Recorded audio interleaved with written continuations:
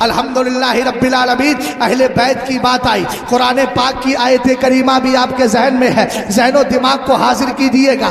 اللہ نے اہل بیت کو مصطفیٰ علیہ السلام کے ساتھ 5 چیزوں میں شریک کر لیا ہے اور شریک فرما دیا ہے۔ توجہ کرنا، پہلی چیز کیا ہے؟ اللہ رب العزت کے پیارے حبیب کو دیکھو اور ادھر مصطفیٰ کریم کو دیکھو اور ادھر اہل بیت کو دیکھو۔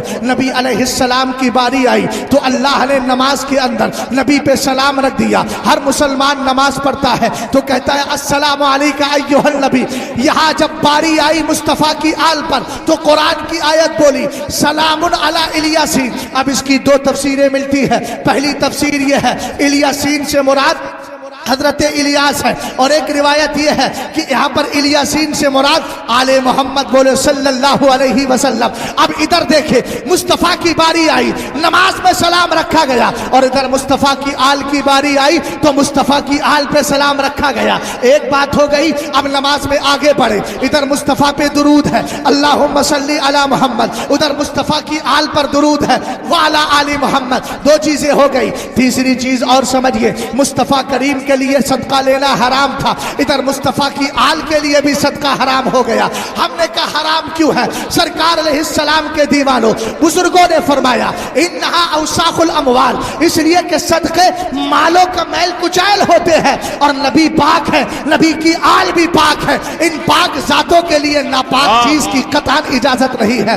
پہلی چیز نبی پہ سلام آل پہ سلام، دوسری چیز نبی پہ درود آل پہ درود، تیسری چیز نبی کے لیے صدقہ حرام، نبی کی آل کے لیے صدقہ حرام، اور چوتھی چیز میں آئیے گا آقا کریم علیہ السلام کے دیوانوں ذرا توجہ فرمانا۔ میرے نبی علیہ السلام کو اللہ نے طاہر کہا، اور کیا کہا؟ یا طاہرو یا طاہرو۔ اللہ نے جب نبی سے خطاب کیا تو فرمایا یا طاہر، اے میرے پاکیزہ نبی، اے میرے پاکیزہ نبی۔ اور جب نبی کی آل کی باری آئی تو قرآن نے کہا انما یرید اللہ لیذھب عنہم الرجس اہل البیت ویطہرکم تطہیرا۔ اے اہل بیت، اللہ یہ چاہتا ہے کہ تم سے گندگی کو دور کر دے اور تمہیں خوب ستھرا کر دے۔ ادھر نبی بھی طاہر ہے، نبی کی آل بھی طاہر ہے، اور 5ویں بات سنیے گا، نبی کی محبت ایمان کا حصہ ہے، نبی کی محبت ایمان کا حصہ ہے، ادھر نبی کی محبت بھی ضروری ہے۔ اور جب اہل بیت کی باری آئی تو قرآن بولا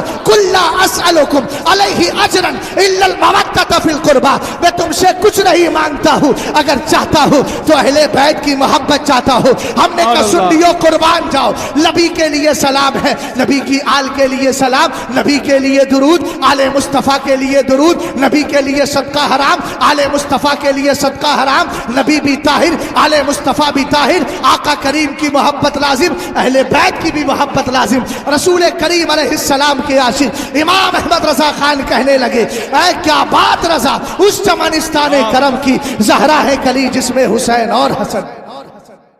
حضرت عبداللہ ابن عباس نے پوچھا من ہؤلاء الذین وجبت علینا مودتہم، حضور یہ بتائیے کن کی محبت ہمارے لیے لازم ہے؟ قرآن کی آیت میں کہا گیا۔ میرے نبی نے فرمایا ہم علی و فاطمۃ و بناہما، پہلا علی، دوسری فاطمہ، تیسرے حسن، چوتھے حسین۔ اب ایک دن میرے نبی نے حضرت امام حسن کو بلایا، امام حسین کو بلایا، سیدہ فاطمہ کو بلایا، مولا کائنات کو بلایا، مبارک چادر لے لی، اور چادر کو نبی علیہ السلام نے اڑا دیا۔ کس کو اڑایا؟ علی کو اڑایا، فاطمہ کو اڑایا، حسن کو اڑایا، حسین کو اڑایا۔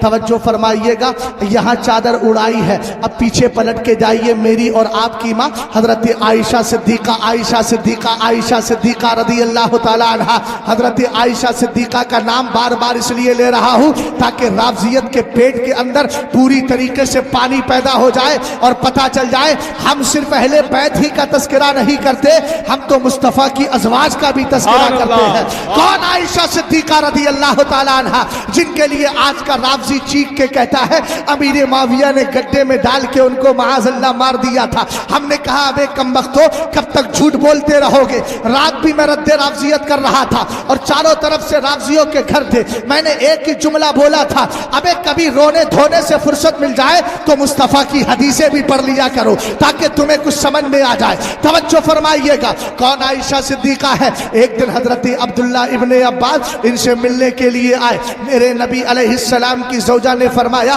عبداللہ ابن عباس سے کہنے میں نہیں ملوں گی. کہا کیوں نہیں ملیں گی؟ فرمایا انی اجد غمن و کربن و انی مشفقۃ مما اخاف علی. فرمایا سنو سنو، آج مجھے قیامت کی سختیوں کی یاد آ گئی ہے، جہنم کی آگ کی یاد مجھے ستا رہی ہے، اس لیے آج نہیں ملوں گی. عبداللہ ابن عباس بھی بسد ہو گئے، کہنے لگے میں بھی آج ملے بغیر نہیں جاؤں گا. محبت سے بولیے سبحان اللہ، ملے بغیر نہیں جاؤں گا. آپ نے اسرار پیغام دیکھا، فوراً اجازت دے دی. اندر آئے عبداللہ ابن عباس، کہنے لگے ام المومنین منع کیوں کیا؟ کہنے لگی انی اجد غمن و کربن و انی مشفقۃ مما اخاف علی. آج مجھے جہنم کی یاد آئی تھی، اس لیے میں رنج و غم میں تھی. اب حضرت عبداللہ ابن عباس کے چہرے پہ تبسم ریزیا ہے. آپ نے فرمایا غم کیوں کرتی ہو؟ سمعت رسول اللہ صلی اللہ علیہ وسلم یقول عائشہ زوجی فی الدنیا فعائشہ زوجی فی الجنہ. سرکار علیہ السلام کے صحابی کہتے ہیں غم مت کیجئے، آپ کو جہنم کی آگ سے ڈرنے کی ضرورت نہیں ہے، اس لیے کہ میں نے اپنے کانوں سے سنا ہے. سرکار نے فرمایا ہے عائشہ جس طرح دنیا میں میری بیوی ہے، کل قیامت کے بعد جنت میں بھی میری بیوی ہوگی. اب اگلا جملہ اسٹیٹمنٹ عبداللہ ابن عباس کا. آپ فرماتے ہیں کان رسول اللہ اکرم علی اللہ من ان یزوجہ جمرۃ من جمر جہنم. فرمایا عائشہ صدیقہ آپ گھبراتی کیوں ہیں؟ میں نے اپنے کانوں سے سنا ہے. اور آگے کہا میرا وجدان کہتا ہے نبی اللہ کی بارگاہ میں اتنے معظم و مکرم ہیں. سرکار علیہ السلام سے رب نے خود کہا تھا نا ما خلقت خلقا اکرم علی من، محبوب میں نے تجھ سے زیادہ عزت والی مخلوق دنیا میں پیدا ہی نہیں کی. تب بریلی کا امام کہنے لگا زہ عزت و اعتلاء محمد کہ ہے عرش حق زیر پائے محمد. توجہ فرمائیے گا عائشہ صدیقہ رضی اللہ تعالیٰ عنہ سے، میری ماں سے، آپ کی ماں سے حضرت عبداللہ ابن عباس اپنا اسٹیٹمنٹ، اپنا انڈیا، اپنا نظریہ ظاہر کرتے ہیں. فرمایا اللہ کے رسول رب کی بارگاہ میں اس سے زیادہ معظم و مکرم ہے کہ اللہ تعالیٰ کبھی بھی اپنے نبی کے نکاح میں کسی جہنمی عورت کو دے ہی نہیں سکتا، اس لیے آپ جنتی ہے. محبت سے بولو یار سبحان اللہ. ان جملوں پہ تو سبحان اللہ بولنا چاہیے. بس مردہ لوگوں کے درمیان بات کرنا شہزاد کا کام نہیں ہے. میں نے جملہ بہت پہلے بولا تھا اگر 1947 میں ہوتا اور میرا نام تاریخ میں آتا تو الحمدللہ مجھے انقلابی خطیب کہا جاتا. میں ہنگامہ آرائی کے ساتھ گفتگو کرتا ہوں اور میں جانتا ہوں کہ میرے امام نے کہہ دیا ہے زندہ رہو تو ایسے رہو، کیوں رضا آج کلی سونی ہے اٹھ میرے دھوم مچانے والے. حضرت عائشہ صدیقہ اور ادھر دیکھیں حضرت علی رضی اللہ تعالیٰ عنہ کو میرے نبی نے چادر میں لیا ہے، حضرت عائشہ حضرت فاطمہ کو لیا ہے، حسنین کریمین کو لیا ہے. اب یہاں ایک جملے پہ بار بار غور دلا رہا ہوں، چادر اوڑی نہیں سرکار نے اڑائی ہے. اب آؤ حضرت عائشہ صدیقہ سے پوچھتے ہیں. فرماتی ہے ایک دن مدینے کے تاجدار قبرستان تشریف لے گئے، میں نے مصطفیٰ کی چادر مبارک کو اپنی اوڑھنی بنا لیا. نبی نے کہا نہیں تھا اوڑھ لو، ام المومنین نے اپنے ارادے سے اوڑھ لیا. سرکار علیہ السلام کی زوجہ ہے، شوہر کا مال ہے، بیوی استعمال کر ہی لیتی ہے. آپ نے مبارک چادر کو اوڑھا، آقا کریم علیہ السلام کی مبارک چادر کو اوڑھا. حضرت عائشہ صدیقہ کی نظر پڑی آسمان کی طرف، کیا دیکھتی ہے؟ موسلا دھار بارش، موسلا دھار بارش، بارش پہ بارش، بارش پہ بارش. اتنے میں مدینے کے تاجدار آ گئے. ام المومنین نے نبی کی ریش مبارک کو چھوا، آپ کے سینے پہ ہاتھ لگایا. سرکار نے فرمایا کیا ہوا؟ نبی تو جانتے تھے مگر پھر بھی سوال کیا. فرمایا کیا ہوا؟ کہا حضرت عائشہ صدیقہ نے حضور ابھی تو مبارک بارش ہو رہی تھی، آپ کے جسم پہ پانی کا ایک قطرہ نہیں، موسلا دھار بارش سے قبرستان سے آپ واپس ہو رہے ہیں لیکن آپ کے جسم پر بارش کا قطرہ نہیں ہے. نبی کے چہرے پر تبسم ریزیا ہے. سرکار نے فرمایا عائشہ اوڑا کیا ہے؟ آمدم برسرے مطلب حضرت عائشہ صدیقہ سے میرے نبی نے کہا اوڑا کیا ہے؟ کہا حضور آپ کی مبارک چادر اوڑی ہے. میرے نبی کے عربی جملے سنیے گا. فرمایا بذالک ارتفع الغطاء عن بصرک ورأتی مطر عالم الغیب. اے عائشہ یہ آسمان دنیا کی بارش نہیں ہے، تو نے نبی کی چادر کو اوڑا ہے اللہ نے تیری نظروں سے پردے ہٹا دیے ہیں اور تو نے عالم غیب میں ہونے والی رحمت کی بارش کے جلوے دیکھ لیے ہیں۔ یہ کون سی چادر ہے؟ میرے نبی کی مبارک چادر ہے۔ حضرت عائشہ صدیقہ اوڑھ لے، اللہ تعالیٰ ان کی نظروں سے پردے ہٹا دے، وہ عالم غیب میں ہونے والی بارش کے جلوے دیکھ لے۔ میری ماں نے خالی اوڑھ لی تھی، میری ماں نے اپنی طرف سے اوڑھا تھا، لیکن یہاں نبی نے علی کو بلایا ہے، فاطمہ کو بلایا ہے، حسن کو بلایا ہے، حسین کو بلایا ہے۔ ادھر نبی کی چادر اوڑھی ہے، ادھر مدینے کا تاجدار چادر اڑا رہا ہے اور اڑا کے دعا کرتا ہے، اللہم ہؤلاء اہل بیتی عظیم عنہم الرجس وطہرہم تطہیرا۔ اب سنی کہے گا حضرت عائشہ نے اوڑھی، عالم غیب کے ہونے والی بارش کے جلوے نظر آنے لگے۔ حضرت علی نے کیا دیکھا، فاطمہ نے کیا دیکھا، حسن نے کیا دیکھا؟ وہاں اوڑھی ہے، ادھر اڑائی ہے، وہاں سرکار نہیں تھے، قبرستان تھے، یہاں نبی تو موجود ہے، چادر اڑا رہے ہیں۔ میں نے کہا یار مجھ سے کیا پوچھتا ہے، یہ مصطفیٰ سے پوچھ تم نے دکھایا کیا ہے، یا علی سے پوچھ تم نے دیکھا کیا ہے۔ یہ تو دکھانے والا جانتا ہے، دیکھنے والا جانتا ہے۔ اہل سنت والجماعت دو چیزیں، ایک ہے نسبت، ایک ہے نسب۔ میں دونوں کو کلیئر کر دیتا ہوں، غور فرمائیے گا۔ آقا کریم علیہ السلام کے دیوانوں دو چیزیں ہیں، ایک ہے نسبت، ایک ہے نسب، ایک ہے نسبت، ایک ہے نسب۔ توجہ ہے نا، نسبت اور نسب میں فرق سمجھیے گا۔ آقا کریم علیہ السلام کے خون سے جو پیدا ہوئے ہیں ان کے پاس ہے نسب، اور مصطفیٰ کریم علیہ السلام کے جو امتی ہیں، نبی پہ ایمان لے کر کے آئے ہیں، ان کو ہے نسبت۔ لیکن کیا مقام ہے امام علی مقام کا رضی اللہ تعالیٰ عنہ اور اہل بیت کا؟ آقا کریم علیہ السلام کے لخت جگر حضرت امام حسن، امام حسین، ان دونوں کو دو چیزیں حاصل ہیں، نسبت بھی حاصل ہے، نسب بھی حاصل ہے۔ نسبت ایسے کہ نبی کے امتی، نسب ایسے کہ مصطفیٰ کے بیٹے۔ اب توجہ فرمائیے گا، ابھی نسبت کا کمال دیکھے پھر نسب کی طرف آتا ہوں۔ نسبت دیکھے، اعلیٰ حضرت اپنی کتاب مطلع القمرین فی ابانۃ سبقۃ العمرین میں بڑے پیارے انداز سے تحریر فرماتے ہیں، ایک دن میرے نبی کی بارگاہ میں ایک قریشی غلام آیا، سرکار کا خون حجامت رکھا ہے۔ حجامت یہ نہیں داڑھی کی سیٹنگ کرا لینا، اپنی مونچھیں سیٹ کرا لینا، اس کو لوگ کہتے ہیں حجامت کروا کے آئے ہیں۔ میں نے کہا یہ حجامت نہیں، عربی میں حجامت کا اردو میں معنی، عربی میں حجامت لفظ استعمال ہوتا ہے، اردو میں معنی ہوتا ہے چیرا لگوانا، خون نکلوانا۔ آقا کریم علیہ السلام کی عادت کریمہ تھی، اپنے چیرا شریف لگوا لیا کرتے تھے۔ ایک دن میرے نبی نے چیرا شریف لگوایا، آپ کا مبارک خون برتن میں رکھا ہے، صحابی رسول آئے، سرکار نے فرمایا لے جاؤ۔ صحابی نے دیر نہیں کی، سرکار کا مبارک خون پی لیا ہے۔ آقا کریم علیہ السلام کا جو مبارک خون تھا اس کو پی گئے۔ آقا کریم کی بارگاہ میں آئے، نبی کو پتا چلا، سرکار نے یہ نہیں فرمایا تم نے ناپاک چیز کو استعمال کیوں کیا، سرکار نے یہ نہیں کہا تم نے اس کا استعمال کیوں کیا۔ ہم نے کہا بدعقیدہ وہابی سے اتنا پوچھ لے، ابے تیرا بدبودار خون نکلے تو وضو بھی ٹوٹ جائے، حالات بھی بگڑ جائے، غسل بھی اگر زیادہ حالات دگرگو ہو جائے اور کہیں اور سے نکل جائے تو پھر ایسی صورت میں کچھ اور بھی ہو جائے۔ توجہ فرمائیے گا، وضو بھی چلا جائے، حالت بھی تیری دگرگو ہو جائے، تیرے جسم سے لگا ہوا خون اگر 1 درہم سے زیادہ لگ جائے، 1 درہم کے برابر ہو، تب بھی دھونے کا حکم دے دیا جائے۔ ہم نے کہا یہ تیرے خون کی بات ہے جس کو ناپاکی کا حکم مل رہا ہے، یہ مدینے کے تاجدار کا خون ہے جن کا بول شریف بھی پاک ہے، براز شریف بھی پاک ہے، دم شریف بھی پاک ہے۔ آقا کریم کا مبارک خون صحابی نے پی لیا، نسب نہیں ہے، نسبت کی بات کر رہا ہوں۔ سرکار کا مبارک خون پیا، آقا نے ارشاد فرمایا اذهب فقد احرزت نفسك من النار، اے میرے صحابی خوشی بخوشی گھر چلے جاؤ، اس لیے کہ خون پینے کے بعد تم نے خود کو جہنم کی آگ سے محفوظ کر لیا ہے۔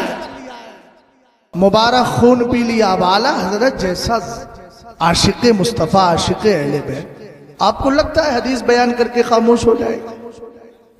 اعلیٰ حضرت نے تبصراتی جملے دیے، غور کرو، جب نبی کا مبارک خون کوئی بندہ پی لے تو جہنم سے آزادی پالے، تو جن کے رگوں پے میں مصطفیٰ کا خون دوڑ رہا ہے ان کے لیے اعلیٰ حضرت نے، ابھی فیصلہ سنیے گا، اعلیٰ حضرت نے ان کے لیے نہیں کہا، اعلیٰ حضرت نے کہا جن کی رگوں میں، جن کے رگوں پے میں مصطفیٰ کا خون دوڑ رہا ہے ان کے غلاموں کو بھی جہنم کی آگ نہیں چھو سکتی ہے۔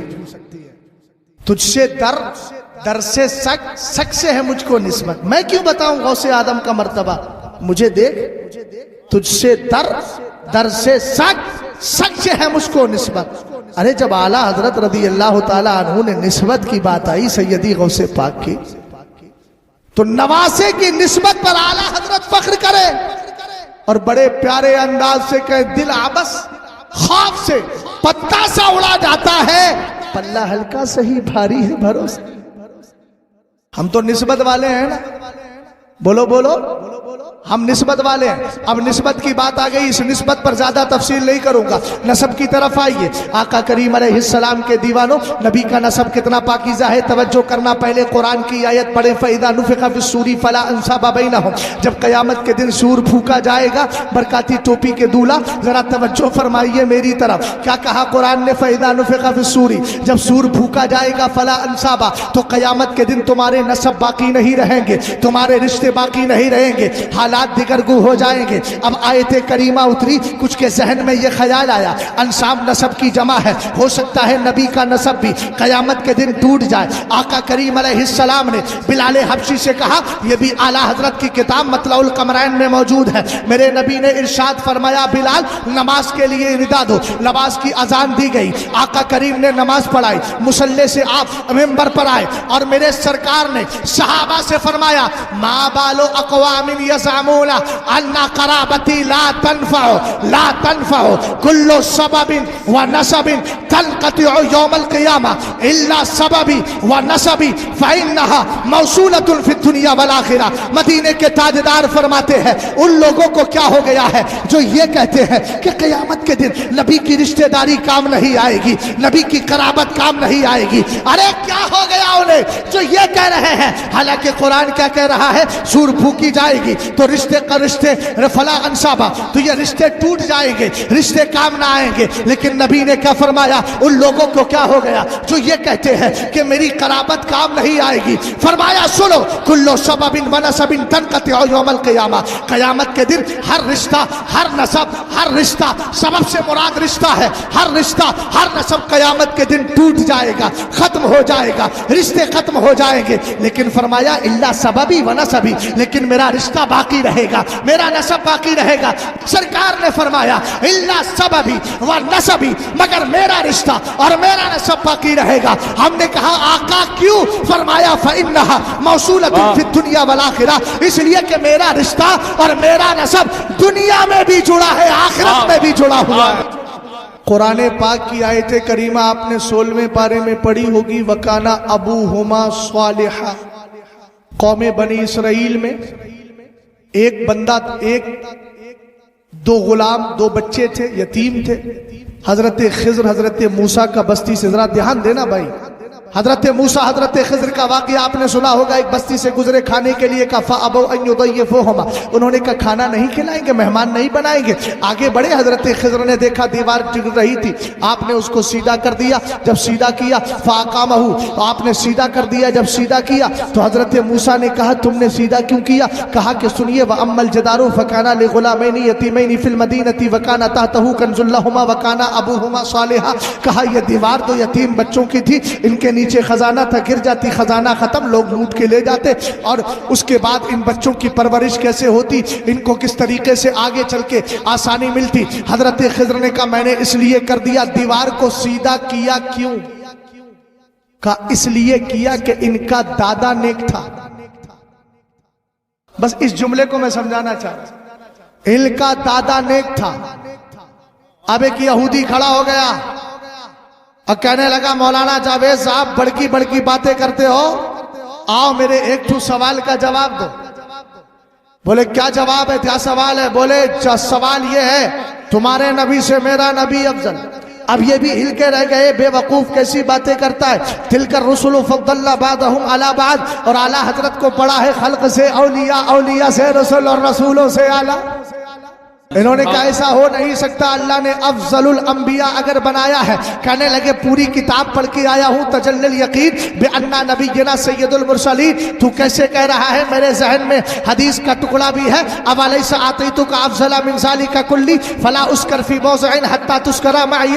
کہا کہ اللہ نے خود فرمایا تھا میرے محبوب آدم سے لے کر عیسیٰ تک جس کو میں نے جو خوبیاں عطا فرمائی اس سے بہتر تمہیں عطا فرمائی ہے۔ تو نبی افضل البشر ہے، نبی افضل الانبیاء بیٹا ہے, نبی افضل المرسلین ہے, تو کیسے کہتا ہے؟ اس نے کہا سٹیک میں آپ کو دلیل دے رہا ہوں, اگر میرے پاس ترک ہو تو قبول کیجئے گا. بولے کیا ہے بتا. تو کہنے لگا بتاؤ, تمہارے نبی کی امت میں کوئی ایسا بچہ ہے, تمہارے نبی کی امت میں ایسے یتیم بچے ہیں کہ جن کی دیوار کو سیدھا کر کے ان کے خزانے کی سرکشا کی گئی ہو, حفاظت کی گئی ہو, اور کی اس لیے گئی ہو کہ 14 پشتوں پہلے ان کا دادا نیک تھا تو دادا کے تقوی نے 14 پشتوں کے بعد ان کے پوتوں کو فائدہ پہنچایا ہو. اب مولانا جاوید تھوڑی دیر سوچنے لگے, تھوڑی دیر سوچنے کے بعد جواب نہیں آیا تو مثال کے طور پر سپوز کر لیجئے, اداہرن کے طور پہ کہہ رہا ہوں, پھول لگا کے کہنے لگے مفتی صاحب ایک آدمی اس طرح مجھے کہہ رہا ہے. میں نے کہا دیر نہ کیجئے, مطلع القمرین اٹھائیے, جواب لے کر جائیے. اب توجہ فرمائیے گا, حضرت عیسیٰ علیہ حضرت موسیٰ کی امت میں 2 یتیم بچے ہیں, دیوار کو سیدھا کر کے خزانہ بچایا گیا. کیوں بچایا گیا؟ اس لیے کہ تقوی دادا کا خزانہ ادھر پوتوں کا بچ رہا ہے, ادھر تقوی دادا کا ہے, خزانہ پوتوں کا بچ رہا ہے. یعنی دادا کے تقوی نے یہاں کیا بچا دیا؟ پوتوں کا خزانہ بچا دیا. سید صاحب قبلہ تشریف فرما ہے, بڑی ذمہ داری سے جملہ کہہ رہا ہوں, اور ابھی انہوں نے جو باتیں کہی ہے اس کو بھی پوری طرح کلیئر کروں گا تاکہ کل کوئی یہ نہ کہے کہ شہزاد بیٹھا تھا, تعزیے پہ بات ہو گئی, یہ گونگا بنا بیٹھا رہا. شہزاد کی یہ عادت ہی نہیں ہے, اپنا ہو کے پرایا ہو, حق بات بول کے جاتا ہوں, اور اگر ڈاؤٹ ہو تو اس کو کلیئر کر کے جاتا ہوں تاکہ کوئی بلا وجہ کسی سے بدگمان نہ ہو جائے. حالانکہ بہت سی بات سید صاحب نے کلیئر کر دی ہے, لیکن ادھر توجہ فرمائے. اس نے کہا قوم بنی اسرائیل میں 2 یتیم بچوں کی دیوار کو سیدھا کر کے ان کے دادا کا تقوی کام آیا, خزانہ بچایا گیا. انہوں نے کہا نادان ابھی جواب دیتے ہیں. سرکار نے فرمایا الا فاطمہ احسنت فرجہا فحرمہ اللہ وذریتہا علی النار.